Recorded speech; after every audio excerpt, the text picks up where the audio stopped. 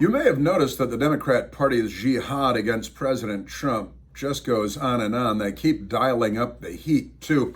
Everywhere you look, yesterday you've got this Barack Obama appointed judge, Tanya Chutkin, in Washington, D.C., that announced the trial date for Washington, D.C., one of several that the president has coming up.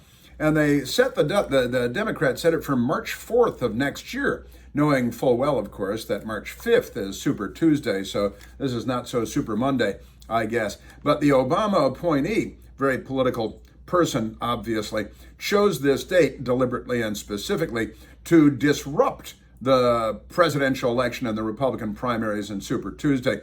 Because, ironically, and I like to say they have no sense of irony because they have no sense of irony, they're accusing him of obstructing the election and interfering with the election as they actively obstruct and interfere with the election. It's quite an extraordinary thing to see.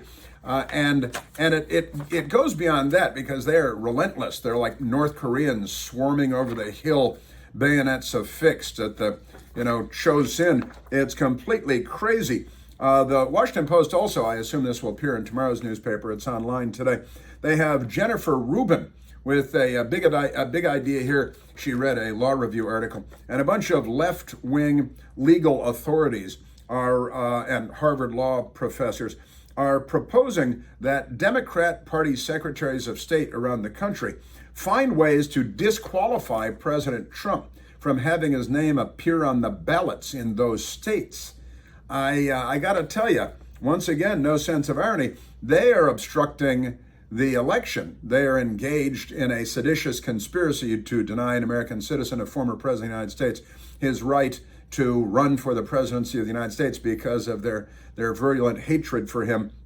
And it's so extraordinary. She's suggesting, and their left-wing allies are suggesting, that Nevada and Pennsylvania and Georgia secretaries of state join in, interestingly, 3 states where there were challenges and irregularities in the 2020 presidential election.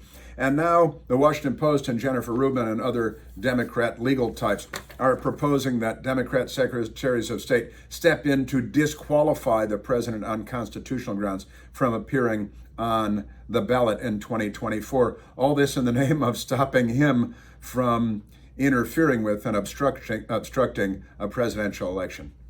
No sense of irony.